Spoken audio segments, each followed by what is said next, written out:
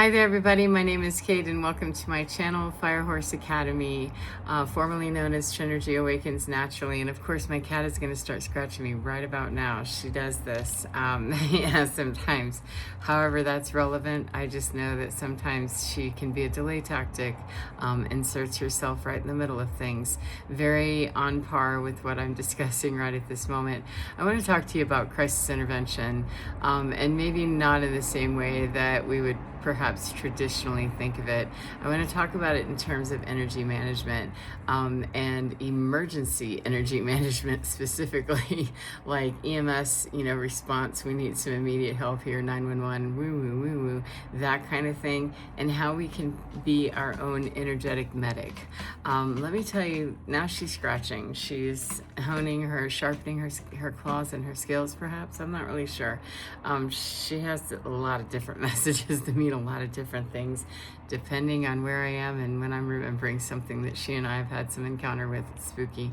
So anyway, though, as a former paramedic, what I can tell you, when I translated the information that I knew from running drills and protocols and very, rigid structures of how we move through the treatment process, taught me the skill of being able to run a protocol, a drill, literally just must be done. CPR isn't optional in what order you put that shit in. It matters, Yeah, we're gonna need to intubate in a very specific fashion, and you're gonna need to know exactly what that is.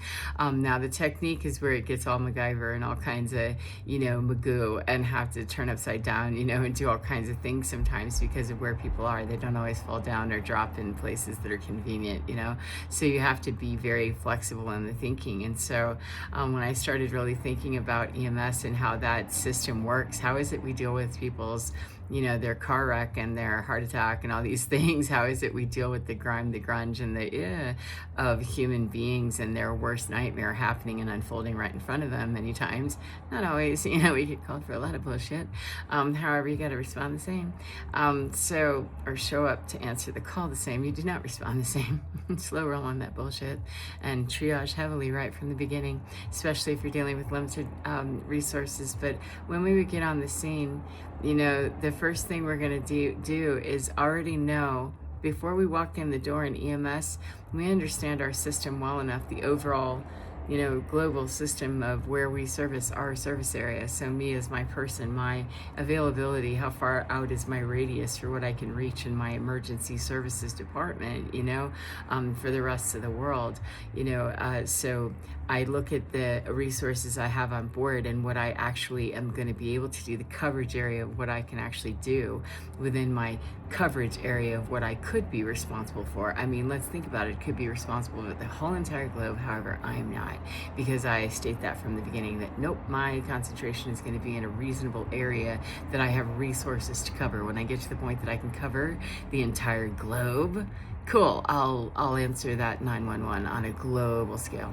Until then, I'm going to keep that 911 call center answering only for what I can actually cover, and assume that other assets and resources are being reworked somehow, some way, in some other dimensional understanding that has nothing to do with me, because taking care of me based on the actual real honest to goodness resources I have available and what I can realistically, honestly, and purely offer the system in terms of helping, being very conscious of that and not so much what the crisis appears to be without me. Crisis is going to happen with or without me, baby. It's okay for me to show up very honestly. That's how we change the level of integrity of play that we're at, is to show up being realistic, not over promising, not over sharing, not over giving, not over caring, not over anything, and also conversely not under anything either. No under showing up, no underperforming, no dimming the light, buttercup. It's time to show up in the reality and the honesty of these are the resources of me. And there were times in our system, people weren't showing up. There were parts of, the system that were failing in terms of, the one agency I worked for, we tacked into a bunch of other places. So when one part of the system was really stressed, we felt that shit. Oh, there's a large incident happening. We're going to need to support that somehow, because there's inevitably going to be fallout, and there's going to need to be emergency personnel standing around to pick up all the pieces of this. This is a well-trained and well-honed skill for people who do it. And when we put that into the energy space, we understand that there are decisions that I'll need to make based on my own resources and what my other, resource management is out here. If I rely very heavily to do what I do on some other part of the system, someone in my family, my job, whatever my sourcing is, and they're healthy sources for me, if I rely on that and it's stressing out, I'm not going to realistically show up in New Earth mentality with an activated light body that's really moving with all its smoothness if I show up over there already kind of lacking and showing up with a need. When I already show up where I know I can feed, then there is no lack, there is no need. And it doesn't matter if there's greed, because there always will be. There will always be something beyond to tempt us to feed it just a little bit more, or to, I guess it will. That's the beginning of the slide. And that's the beginning of crisis intervention being needed, necessary, and immediately, oftentimes, because we make those crucial steps in a very poor decision-making process, that we make those decisions at those crucial points and those crucial steps where that would have made all the difference in the world to not engage that old process, to not engage that old system. So one of the things that we do in EMS and the military, and anything that really wants to study itself and understand how to improve its performance, has what's called an after action review, especially when there's been crisis stuff or multi-casualty incident stuff, because when we've run a call and it's been highly successful, everybody got where they needed to go in the stated time frame, which is reasonable, already the protocols are already reasonable. That's where we find out where it's not. That shit doesn't work. It's not reasonable to expect this to fail consistently before we let the numbers pick up and get our attention and go, oh yeah, we're losing people here, we're losing commodity. And for me personally, in energy, that's all phases of energy, and in the human thing, it's loss of life and limb. And when you lose energy, you're going to lose all of that, friends. So that's where I'm going to concentrate in this new way of life for me, that energy management runs like EMS for me, and that same exact understanding for me, that if I show up already being honest and clean, that's the most powerful care that I can offer, and I can actually effectively change what's there that I'm offering my services to.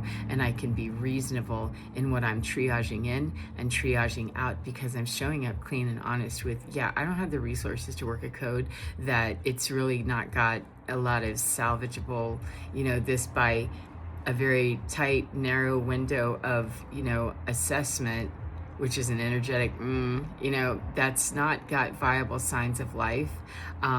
It's a security issue, or it really is just not engaging enough to really spark this flame. And if we had an endless supply of resources to dedicate right here, we do have an endless supply.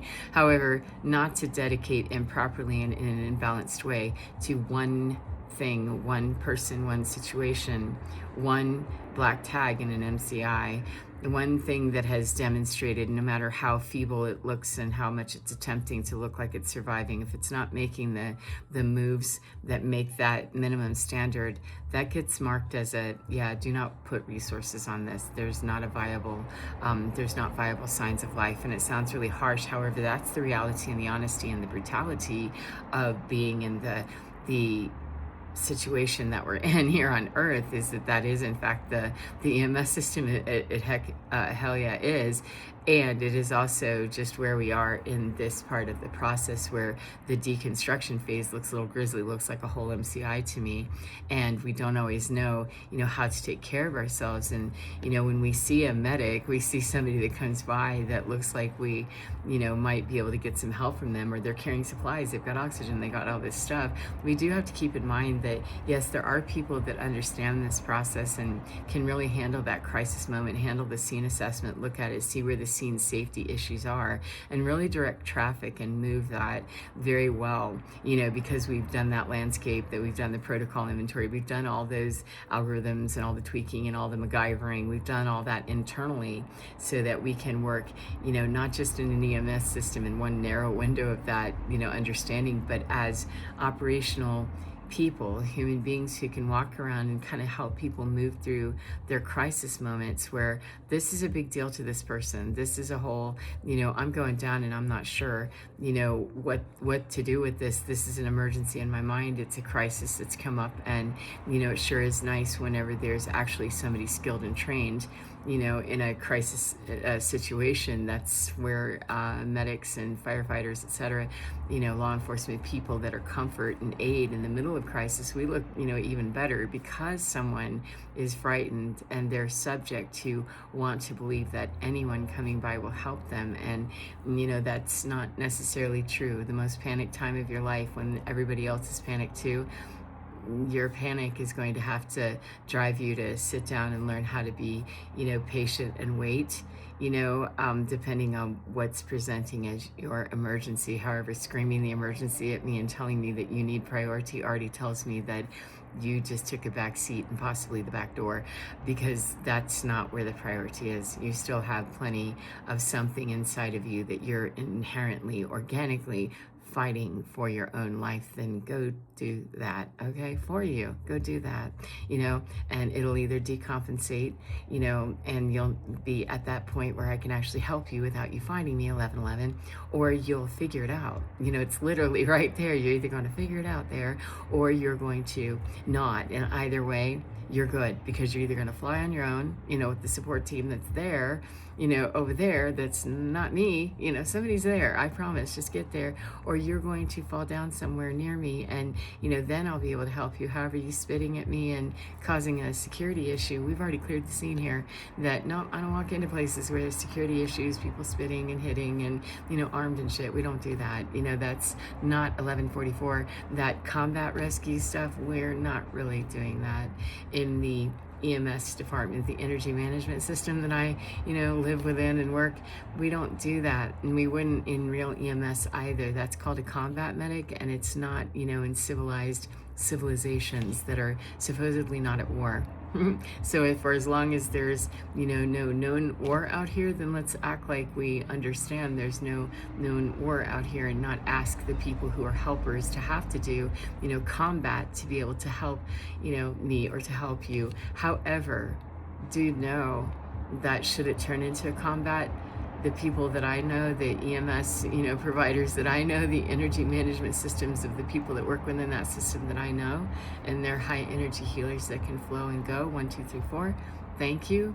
They know how to do it all. They can bring the heat, because that's where they forged all their skills. Some of our best medics in EMS are from, wars. That's where we learned how to, perfect our skills of playing like that and being able to heal at that level. Well, we have high level healers who understand that from an energetic standpoint. And so don't get it twisted that safe face, it's a safe face that won't be replaced by, Mother Goose or anything. It'll be replaced with absolutely not. Cut this off and keep it moving, and have this threat removed immediately, and get all kinds of ninja and, oh my, 1313. Wasn't expecting that to unfold in front of me, because this isn't that time anymore where I wouldn't have any more spent time on a scene wasting, precious resource, which time is a precious resource. Somebody's not breathing, they're going to need some help immediately, and I don't have time for you to stand in the way, and you being nervous and scared and not having a clue about how this is going to happen and what it's going to do to you. You're not my concern. You and your fear is not my concern, because the person that you're afraid is injured, and you're actually impeding my ability to help the greater good, which is not to meet your butthurt or your fear or your, tragedy directly right here. You're gonna have to be moved off. And those conversations got very tight sometimes with security. Means law enforcement, have this removed and clear this shit before we ever get on the scene. And it doesn't matter who's being sacrificed in the process. If law enforcement isn't able to secure the safety of the scene before we enter, that doesn't go in. And the same is true for me in energy spaces. However, it doesn't mean that once it's clear, it's not dangerous. It can be a dangerous environment. MVAs are terribly dangerous sometimes with metal and sparks and gas and electric and all kinds of things. However, once it's cleared that the immediate danger, that's part of the job, is assuming the role of I can handle the stress and the strain, not only of whatever your pain is and your injury, but also what it takes to, move through this very chaotic environment, keep my head fed, and help you out. And also, new and improved version in energy spaces is new and improved version is also leave you behind when you really aren't ready to join this. You're not part of mine. You're not part of the team that I stop and work. And I'm not running codes. We're not doing full codes right here. That's not what my team does. There are people who do that. They are people that are here for you to be able to assist you better. I have resources that can help people in a different 15-15 situation and the greater good, despite, but I'm, okay, yeah, we meet the greater good of everyone's needs, not just one isolated, but I'm more afraid than everybody else need. That one is hard to verify, and I'm not really sitting around wanting to do all the experimentation on how we would get there to a final answer of who's the most terrified and deserves their services based on that alone. We have people not breathing. The priorities are shifting because what is meeting the immediate need, is not the coping mechanism necessary to cope with what's actually happening. The building's on fire. Get better about recognizing that and then following directions when you haven't, and understand that we'll talk about who the arsonist is and all that other stuff later, but right now, come with me. Don't let this building burn down with you in it without me. That would be silly. Please come with me. However, if you insist, you are free to move around and do what you need to. However, you've been notified, you've been served, you've been told, and it's hard to turn around and walk away from that. However, you have plenty of people waking up and growing the stones and the bones to do exactly that, because it's down to that. This is a one-person journey, through our own battles of demons and hells and all kinds of stuff. It is ours to, journey and traverse that, our solo journey, and we can have help along the way. However, your grisliest things are your demons to battle, and nobody else could battle them, even if they wanted to. That's what we've been trying to do, is cast those off, and let's go put that over there somewhere when we don't have to deal with it. Well, time, we're no longer able to push off or, pass the buck. The buck isn't passing anymore. We've tried, and it's out of luck. So anyway, enough with my rhyme. It's that time. Thank you very much. I hope that you enjoy your day, no matter what part of the day you're in. And remember to get within your skin, because you're divine. It's absolutely astounding, gorgeous, and understands just fine how to run a paramedic level, an energy medic, far superseding those skills. I can do all kinds of things because I'm MacGyvering in the human thing. Well, I know I already have the perfection of the skills in the spiritual realm. So really the energy management is about being on the scene and actually working a real scene, real time, and getting more pristine and clean in the light body activation, and how we do that to meet the requirements of that activation, not the hysteria or the level of trauma, drama, and bullshit that somebody else might be more willing to dictate to me. Yeah, thank you very much. And anyway, and take care of yourself. I'll see you again next time. Take care. Bye, friend. Mwah.